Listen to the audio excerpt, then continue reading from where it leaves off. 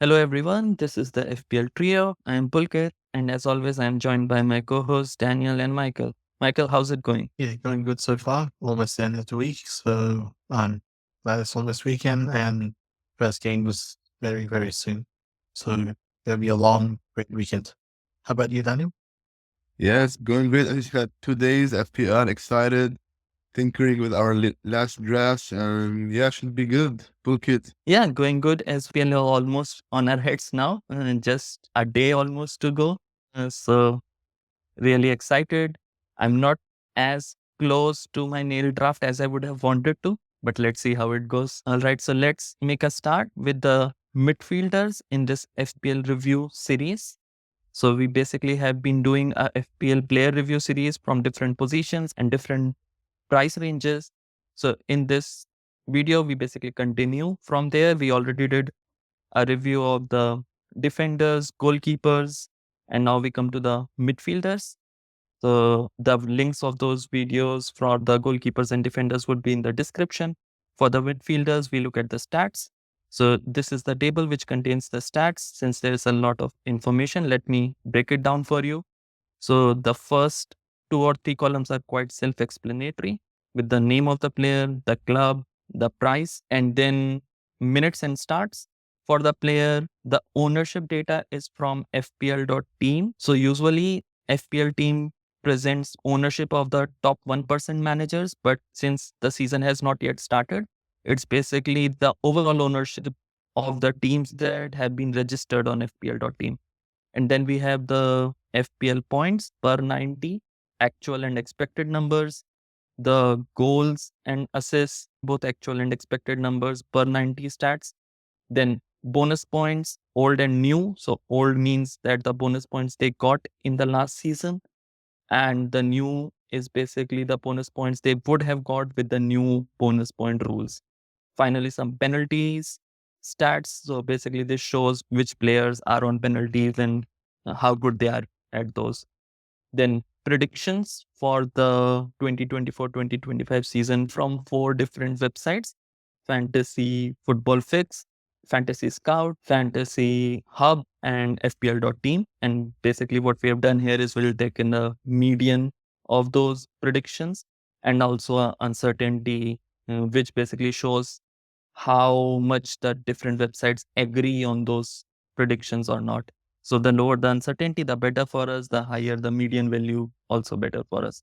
And finally, the fixtures based on difficulty and the color code, and also some other information, which is this XG per rank. So basically, how likely is my player going to concede in that particular game, or it's going to score in that particular game. So with that, let's begin. Maybe with you, Daniel. Yeah, I mean, there's a few on this list, starting with Jacob Murphy, for example. He wasn't a big option last year, and I don't think he's even considered that much this year with Isaac and Gordon being out there. But if you look at his preseason stats, he's been lighting it up. I'm sure he could be like a big differential if someone dares to go for him. So that's someone to consider. Michael, do you have someone in mind? My top pick for like a cheap midfielder is Kamada, Crystal Palace, mainly because he's a super differential and he's had the most preseason minutes. He's scored a couple goals and he's playing well. At least he was playing before. So I think he'll have a lot of touches in that midfield there. Yeah, I agree with you. Kamada has quite good preseason stats at the moment. We don't have much data on him because last season, I think he was not part of the Premier League, right? Or Oh, was? no, he wasn't there. Yeah. So we don't have much on him except the preseason, but his preseason stats look good. Palace look good as well. I'm not sure how well they have filled the Police gap. So that would be something interesting to see. So for me, maybe Kamada is a bit of a wait and watch. He is definitely a good option. Actually, I'm also interested with Smith Rowe because Fulham has really good fixtures, and we have seen what Smith Rowe can do in Arsenal already. Yeah, no, I agree on that. I was going to talk about him, Smith Rowe. I mean, if the viewers follow us on Twitter, they see that I'm talking a lot about Smith Rowe. I've posted a few things about him since he moved. I'm an Arsenal fan, so it makes sense. Since he moved to Fulham and took preseason games, he scored 2 goals already. I'm sure he's not gonna score every game in the Prem, but I mean, he's in my team right now. I'm looking to start the season with him. He's someone I rate highly. I know a lot of people are gonna wait and see with him, but I think he could be good from day one. Any of you guys considering Smith Rowe to start the season? 'Cause I know, Michael, you have Kamada, right? So Yeah. he'll be another 5.5 midfielder. I mean, yeah, Smith Rowe, I'll probably have a wait and see because I do have Rainiers in my draft. So I'm hoping that with Smith Rowe, that can help with the forwards of Fulham. Yeah, not for me at the moment. We'll wait and see how Kamada goes. And if Kamada doesn't really go great in the first, say, 3-4 games, I might get Smith Rowe depending on his stats. How about you, Pocket? Yeah, for me, I have him currently in my squad. I just like Fulham's fixtures quite a lot, which is why I'm willing to bet on him. He's currently on my bench. Let's see if I'll bring him in. I think his first fixture is Man United away. Yeah. So after that, maybe from game week 2. But in the same team, we have Pereira as well, right? So would be interesting to see how the two combine together. If we look at Pereira's stats, his stats are not too bad either. He has basically around 4.24 expected points per 90, 4.33 actual points per 90. So Pereira is also, I think, a decent option, but maybe Smith Rowe with his stardom overpowers him. I also think he is kind of explosive, Smith Rowe. So he could, like, he's a fun type of player, I would say. You know, like, he can score a lot, but sometimes he can do nothing. Moving on, I would say, I saw also at the bottom of your list, there is Rogers. He's also someone like Jacob Murphy, who's been doing super well in preseason. Again, we're still unsure how he's going to fit into the Villa team with Diaby leaving, also Douglas Luiz, if he's going to start week in, week out. So that's, in my opinion, at least, it's also someone to like watch and see, to see if he does get consistent minutes. And if he does, I think he's going to be doing great in terms of output. Yeah, that's a good point. Also for Rogers, we don't have much from the past season, but basically, yes, from preseason, he looks quite good.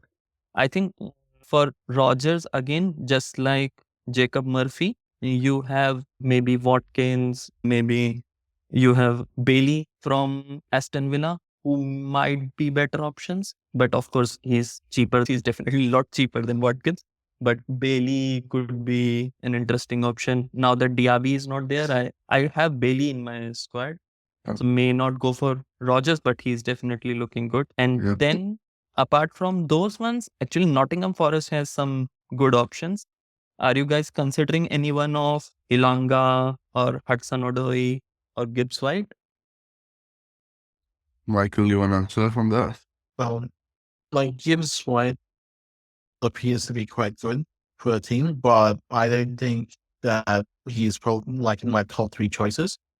I don't see him in my team at the moment, especially with the midfields where there's a lot of good cheap and mid-tier options. That's less than 10. I can't see them in my team. How about you, Daniel? Yeah, makes sense. I mean, same here. I didn't own any Forest players last season. I don't think it's going to change this season except for Turner. But yeah, I mean, as you mentioned, they are good, but I'd rather, you know, players on maybe slightly better teams, more explosive players, even though, I mean, the stats back up, like, picking them. I think, like, Hudson Odoi is on, like, maybe, like, around 10%, him or Gibbs White. So it's, people are picking them, but personally, I wouldn't pick them. Tulkit, do you agree with that, or do you have a different view?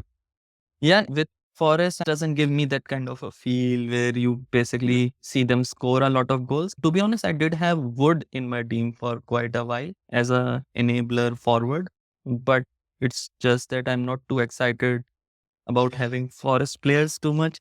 So which is why I also don't have them. And also there are so many options in this 5.5 million, 6 million range that you probably have a better pick somewhere else. Makes sense. Well, yeah, I also just want to add Semenyo. He could be a good option because, I mean, since Solanke left, someone's got to fill that void, right? He's someone also, just like Jacob Murphy and Rogers, wait and see. I mean, if someone might want to take a gamble on him at the beginning of the season, if he does start a striker, he could be like a really good differential, like, say, maybe even a go-to player after a few game weeks if he performs really well. Yeah. They've been like with 8 goals and 4 assists last season. With Solanke gone now, he probably could get double digits in goals scored, maybe that 12 to 16 mark, and that would be perfect. What do you think about him? Okay. Yeah, I completely agree. Actually, great that you brought him up, Daniel. I remember I wanted to own him last season as well because he was quite good, but it's just that we never knew when he would be in the team and his minutes were a bit inconsistent. So he definitely would be a good option. His numbers also look good, just 5.5.